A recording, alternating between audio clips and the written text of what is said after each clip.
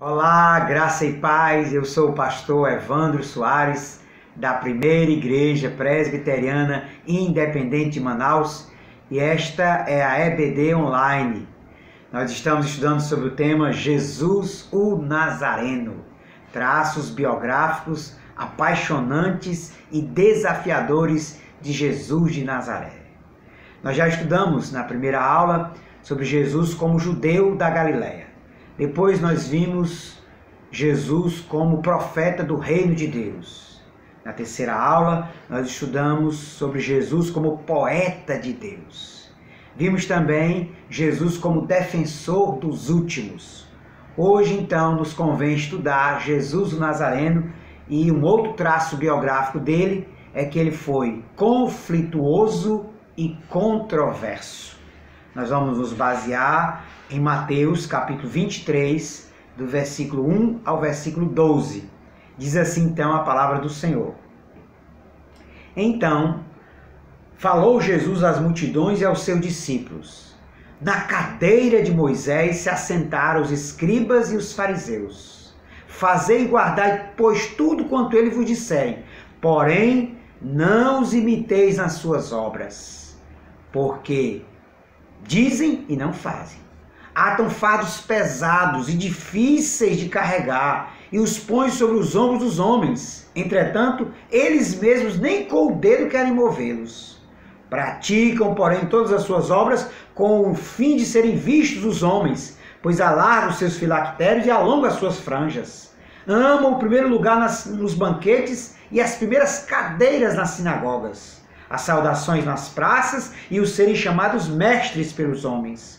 Vós, porém, não sereis chamados mestres, porque um só é o vosso mestre, e vós todos sois irmãos. A ninguém sobre a terra chameis vosso Pai, porque só um é o vosso Pai, aquele que está nos céus. Nem sereis chamados guias, porque um só é vosso guia, o Cristo.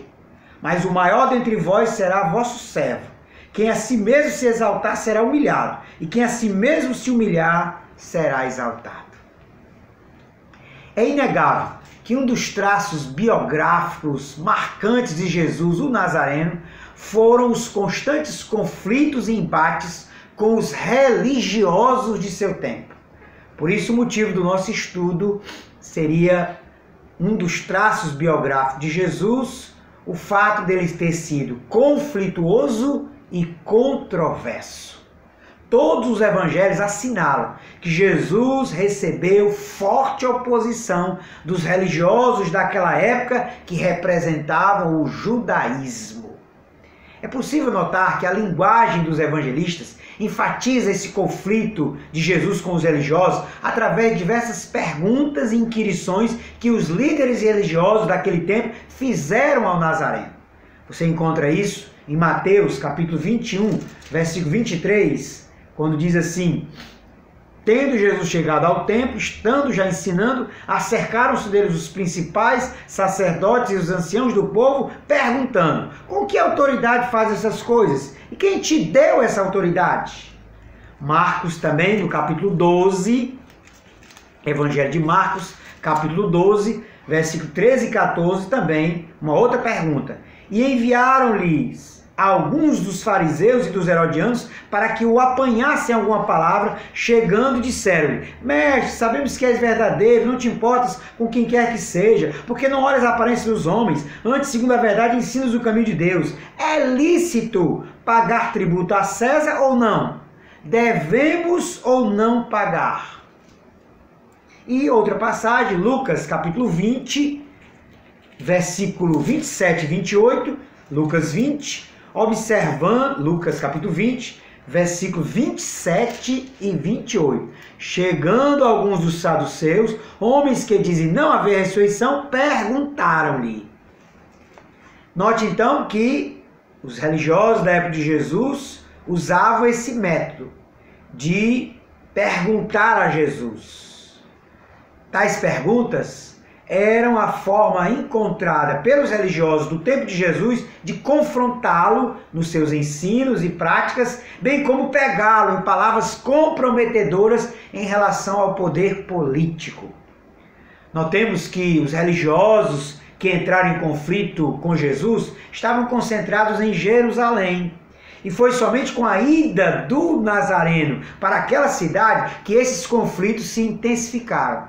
Os evangelistas registram que fariseus, herodianos, saduceus, escribas estavam em Jerusalém e que foram muitas vezes para a Galileia para confrontar Jesus.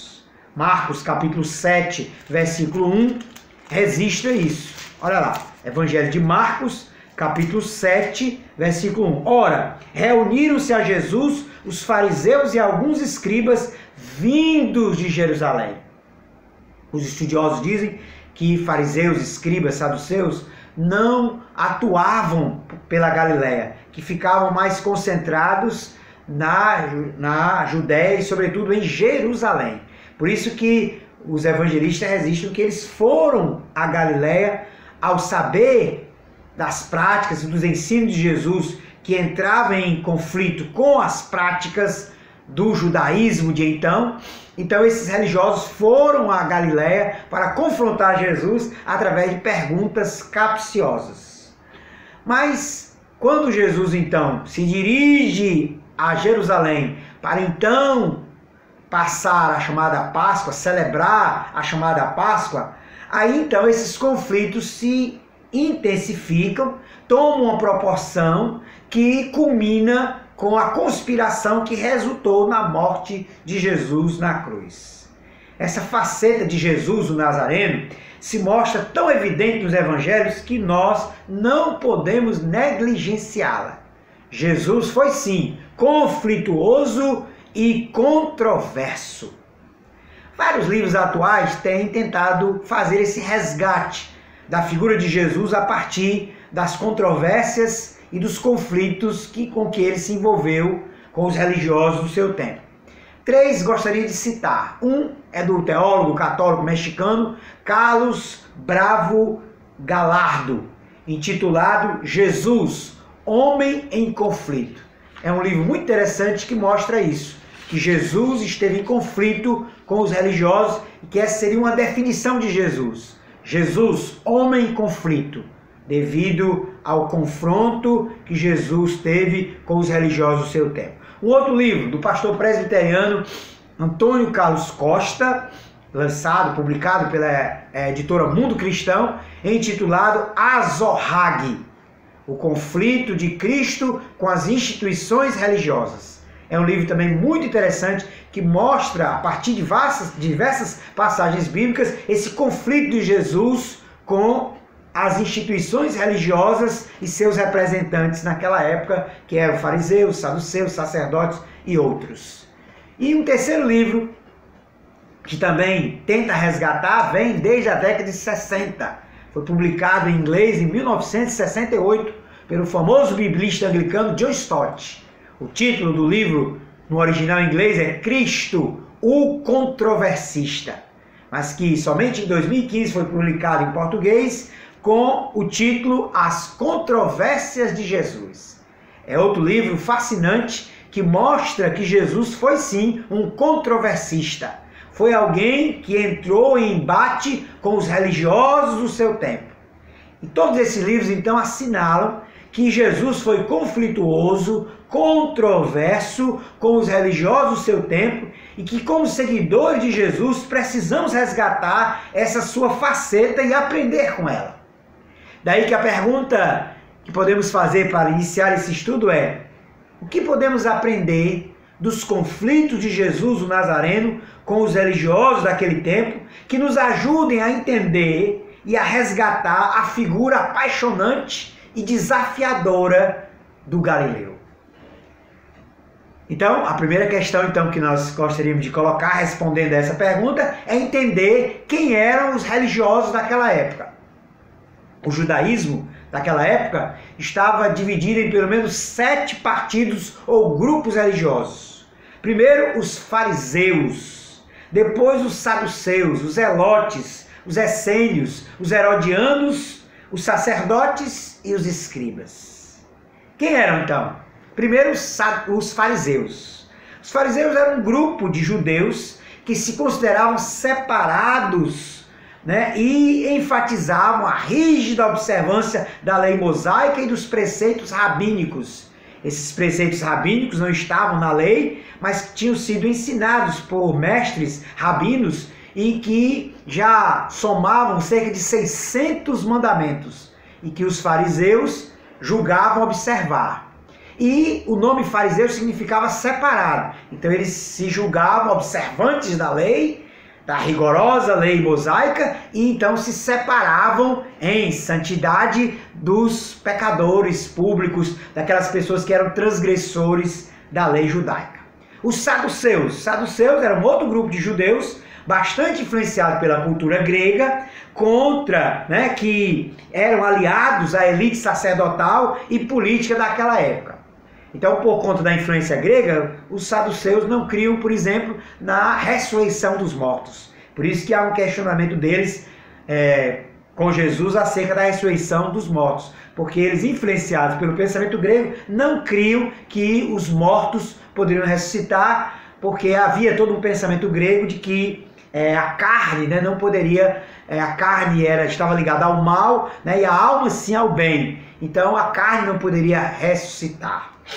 Os zelotes eram outro grupo de patriotas radicais que defendiam uma revolta armada contra o domínio romano devido à alta tributação exigida destes. Os zelotes, dizem os estudiosos, e a Bíblia o registra, que forneceram, digamos assim, um apóstolo, um discípulo para Jesus. Simão, o Zelote, né, é um dos discípulos de Jesus que está registrado, né, nos evangelistas e que tinha sido partidário dos Zelotes e que depois então compôs o apostolado, né, o colégio apostólico dos discípulos de Jesus. Outro grupo, os essênios. Os essênios viviam no deserto e totalmente isolados de seus compatriotas, pois esperavam um Messias político e sacerdotal. Até década de 40 agora, no século passado, descobriram então, né, no deserto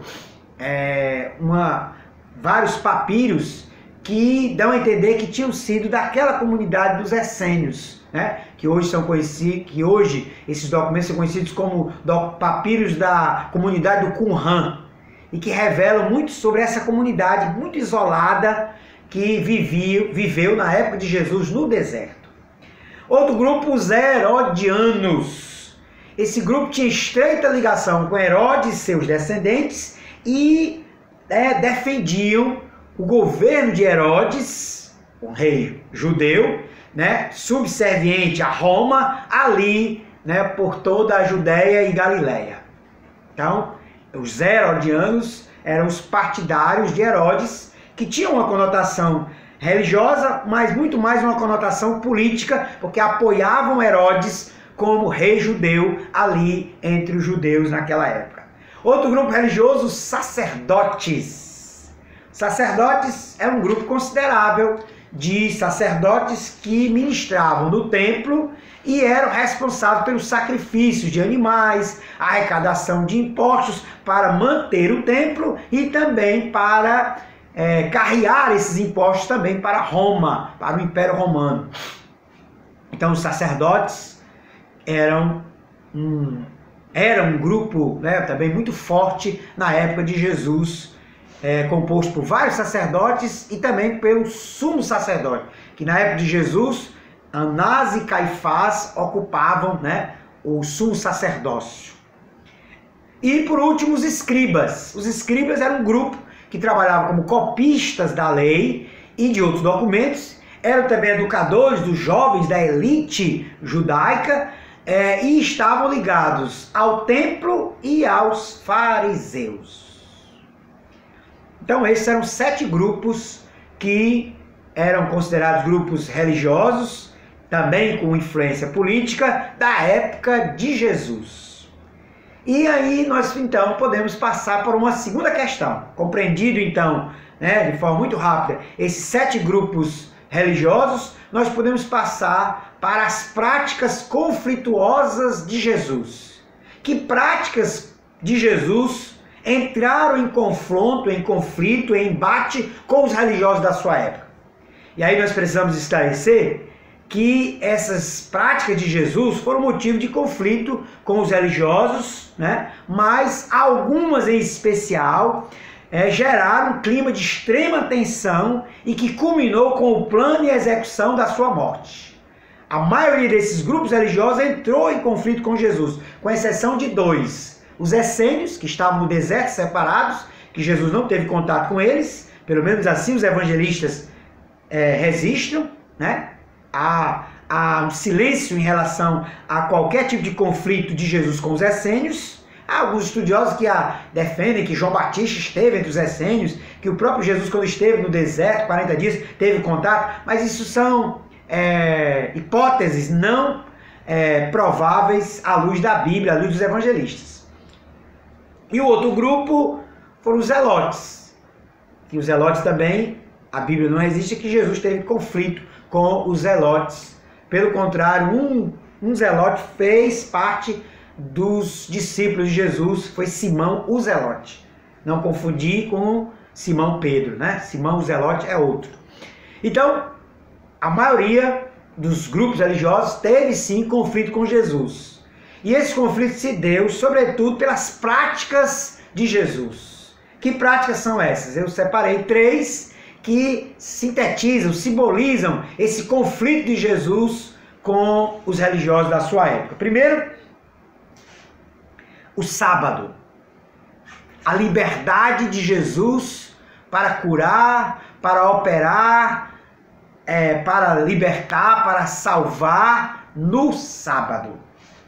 O Nazareno agia no sábado para curar e libertar as pessoas doentes. Por diversas vezes, Jesus foi questionado por suas curas no sábado, gerando indignação e revolta dos religiosos. Há uma passagem em Lucas, capítulo 13, Evangelho de Lucas, capítulo 13, versículo de número 14, que diz assim: o chefe da sinagoga, indignado de ver que Jesus curava no sábado, disse à multidão: 6 dias há que se deve trabalhar, vinde, pois, nesses dias para seres curados, e não no sábado. Note que o texto resiste a essa indignação do chefe da sinagoga, que se indignou pelo fato que Jesus estava curando uma mulher no sábado. Mateus capítulo 12, versículo de número 14, Mateus 12, 14, diz que após o episódio de Jesus curar um homem da mão ressequida numa sinagoga, diz o versículo 14: retirando-se, porém, os fariseus conspiravam contra ele, sobre como lhe tirariam a vida. E se deu por conta da cura do homem da mão ressequida por Jesus no sábado. Jesus via no sábado como um dia para o bem do homem, e não como uma prisão legalista onde nada podia ser feito. Por isso a declaração de Jesus no Evangelho de Marcos, capítulo 2, versículo de número 27, que diz assim: o sábado foi estabelecido por causa do homem, e não o homem por causa do sábado. Jesus não via o sábado como uma prisão legalista onde nada podia ser feito. Pelo contrário, o sábado era para a promoção do bem, da cura, da libertação das pessoas. Era para a adoração, era para o descanso, mas era também para a promoção de tudo o que era bem. Jesus era esse benfeitor, era esse libertador, era esse salvador que curava e operava no sábado, porque entendia o sábado como um dia para a libertação, para o bem. E os religiosos da sua época não entendiam assim. Eles, extremamente legalistas, entendiam o sábado como um dia para uma rígida observância do não fazer nada. Isso gerou um conflito enorme entre Jesus e os religiosos da sua época. Uma segunda prática de Jesus, que também foi extremamente conflituosa, foi o fato de Jesus comer com os pecadores, aquilo que os estudiosos chamam de a comensalidade de Jesus com os pecadores. Os religiosos se indignaram com a acolhida que Jesus dava à mesa a todos os pecadores. Lucas, no capítulo 15, versículo de número 1, há um registro acerca disso. Evangelho de Lucas 15, 1 diz assim: aproximavam-se de Jesus todos os publicanos e pecadores para o ouvir, e murmuravam os fariseus e os escribas, dizendo: este recebe pecadores e come com eles. Devemos lembrar que os fariseus religiosos da época de Jesus defendiam com todo o ardor a separação dos pecadores públicos. Os fariseus se julgavam separados, santos, justos, e todo aquele que era transgressor da lei, pecadores, publicanos, transgressores, meretrizes, deviam estar totalmente distantes dos fariseus e dos religiosos. E aí vem Jesus e come com eles, come com publicanos, come com pecadores, come com meretrizes. Há um episódio registrado no Evangelho de Lucas, capítulo 7, da mulher que ungiu a cabeça e os pés de Jesus. Lucas, capítulo 7, versículo 37 a 38. E eis que uma mulher da cidade, pecadora, sabendo que ele estava à mesa na casa do fariseu, levou um vaso de alabastro com unguento. E estando por detrás aos seus pés, chorando, regava-o com suas lágrimas e os enxugava com os próprios cabelos, e beijava-lhe os pés e os ungia com unguento. Olha aí, essa pecadora estava ali, naquela casa do fariseu, quando Jesus foi chamado para comer, e esteve ali ungindo a Jesus e mostrando todo o seu amor para com Jesus, porque sentiu-se acolhida, perdoada, amada por Jesus. Essa prática de Jesus, de estar à mesa com os pecadores, mostrava que a mesa de Jesus estava aberta a todos, pois todos podiam ser acolhidos, curados, transformados no reino de Deus, no reino do seu Pai. Todos, inclusive publicanos, pecadores, meretrizes, todos podiam ser acolhidos à mesa. E Jesus, comendo, estava compartilhando a vida, estava acolhendo, estava amando, estava perdoando, estava levando a mensagem de cura, de libertação a estas pessoas. E isso indignou os religiosos da sua época, porque entendiam que os pecadores deviam estar a metros de distância dos justos, dos religiosos, daqueles que se consideravam justos. E Jesus disse: eu não vim chamar justos, mas eu vim chamar pecadores ao arrependimento. Os sãos não precisam de médico, e sim os doentes. E eu vim como médico para sarar os doentes. A mesa de Jesus, a comensalidade de Jesus, causou um conflito enorme com os religiosos, porque Jesus a todos acolheu. E a terceira prática conflituosa de Jesus é a chamada purificação do templo, que todos os evangelistas resistem. Esse gesto de Jesus foi considerado a gota d'água do conflito de Jesus com os religiosos, pois mexeu com a alta cúpula sacerdotal que era responsável pelo templo e o comércio que girava em torno dele. Jesus derrubou a mesa dos cambistas e fez uma dura avaliação acerca do templo, que se transformaram em covil de salteadores. Evangelho de Mateus, capítulo 21, há o registro deste episódio e desta fala de Jesus. Mateus capítulo 21, versículo 12 e 13. Tendo Jesus entrado no templo, expulsou todos que ali vendiam e compravam, também derribou as mesas dos cambistas e as cadeiras dos que vendiam pombas, e disse-lhes: está escrito, a minha casa será chamada casa de oração, vós porém a transformais em covil de ladrões, covil de salteadores. É uma palavra dura de Jesus, mas que entende que o templo deve ser casa de oração. e não covil de salteadores, onde há exploração do povo através de venda de animais, através de tributos que traziam peso enorme para os pobres, para os necessitados daquela época. O templo era lugar de adoração, de oração, de busca do eterno e não de exploração do povo como havia se tornado. Daí, queridos, é que tais ações de Jesus fizeram dele um perigo para a religião institucionalizada em Jerusalém. As suas falas e, sobretudo, as suas práticas proféticas se insurgiram contra a religião de seus dias, pois esta desviara-se de seus propósitos e resultara em fardo e opressão ao povo pobre. Nessa ótica, Jesus assume com sua vida e prática um vigoroso protesto contra os desvios da religião. Nesse sentido, nós podemos até dizer que Jesus foi o primeiro protestante. Ele protestou contra a religião dos seus dias, não só com seus discursos, mas sobretudo com as suas práticas, porque a religião dos seus dias desviara-se do propósito original, que era buscar a Deus, que era ser um espaço de vivência do eterno, de observância da vida com Deus, da espiritualidade, e se transformara num covil de salteadores, em exploração ao povo pobre, simples e humilde daquela época. O que nós podemos aprender de tudo isso?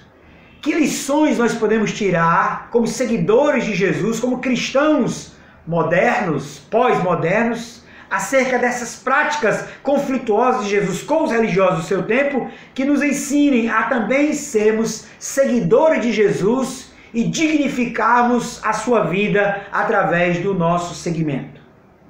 A primeira questão que podemos pensar é que o cristianismo não está imune aos perigos, da religião e do chamado legalismo. Jesus já nos alertou acerca disso.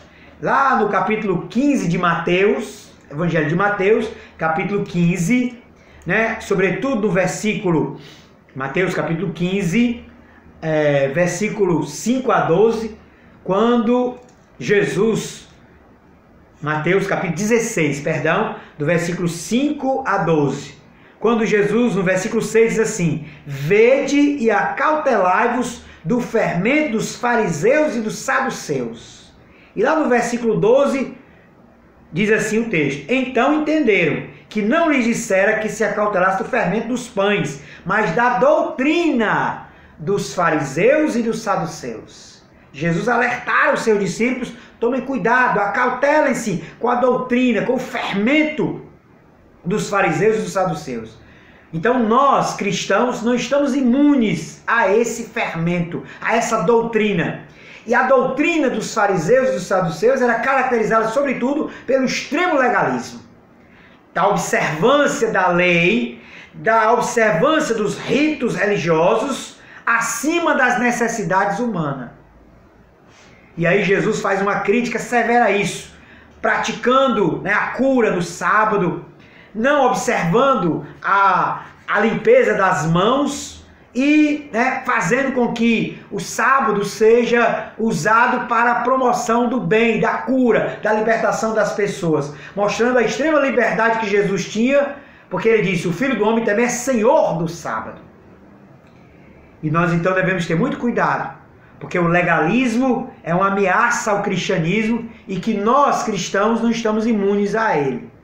Nós podemos também, muitas vezes, transformar as práticas, os ritos religiosos, em algo tão absoluto que nos segue às necessidades do nosso semelhante, às necessidades humanas que estão acima disso. Devemos ter muito cuidado. Jesus contou a parábola conhecida como a do bom samaritano, registrado no Evangelho de Lucas, capítulo 10, do versículo 25 a 37, onde Jesus toma como exemplo o levita e o sacerdote que estavam empenhados nas suas atividades religiosas, desciam de Jerusalém, onde foram oficiar os seus ritos, observar as suas práticas religiosas, e ao descer para Jericó, veio um homem judeu ali, caído, semi-morto, devido a ter sido assaltado, mas que dão de ombros, que não se importam, porque a religião os desumanizara.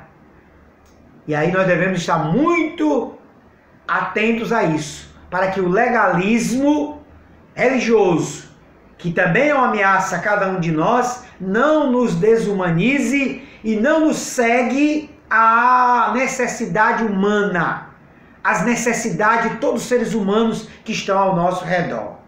Daí é que essa questão do legalismo é muito interessante e que a gente precisa ter muito cuidado em relação a isso. Esse legalismo absolutiza leis, ritos e instituições religiosas acima do ser humano e suas necessidades básicas. Outra questão, então, que devemos aprender desse conflito de Jesus com os religiosos diz respeito ao templocentrismo. A religião judaica estava centrada no templo. E mesmo que o cristianismo, através de Jesus, tenha proposto a adoração em espírito e em verdade, mesmo que o templo judaico tenha sido destruído no ano 70, e Jesus defendeu a ideia de que os verdadeiros adoradores adorarão o Pai em espírito e em verdade, não ligados ao templo, mas o cristianismo, desde o quarto século, começou a construir templos. E muitos cristãos confinaram a adoração ao templo. E nós, então, não estamos imunes ao chamado templocentrismo. Devemos, então, lembrar que a adoração cristã não pode estar confinada tão somente ao rito, à liturgia do templo. Nós precisamos tornar o cristianismo uma prática de vida diária de adoração que não se restringe à liturgia de um culto. Tudo é sagrado e tudo deve ser motivo de glorificação e adoração a Deus. Paulo, o apóstolo, lá no livro de Coríntios, no primeiro epístola de Coríntios, capítulo 10, versículo 31, ele nos lembra isso. Quer comais, quer bebais, ou façais qualquer outra coisa, fazei tudo para a glória de Deus. Lutero soube muito bem expressar isso através de uma famosa frase que dizia: considero santo tanto ordenhar uma vaca quanto celebrar uma missa. Que nós realmente possamos fazer com que a adoração, a glorificação de Deus seja uma prática cotidiana, diária, em todas as nossas ações do nosso dia a dia. Quer comamos, quer bebamos, ou façamos qualquer outra coisa, que façamos dessas coisas motivos para glorificar, adorar a Deus, e que são coisas santas, tanto rezar uma missa, quanto ordenhar uma vaca. Podemos então concluir esse estudo afirmando então que Jesus entrou em conflito com os religiosos do seu tempo por ver a religião e seus representantes totalmente afastados do seu propósito original. Que a nossa prática religiosa esteja em constante avaliação, se honra e glorifica o ensino e as práticas de Jesus, o Nazareno. Que nós sejamos cristãos, sigamos o Nazareno e estejamos atentos à vivência da fé cristã que nos humaniza à medida que nos assemelhamos ao profeta Galileu.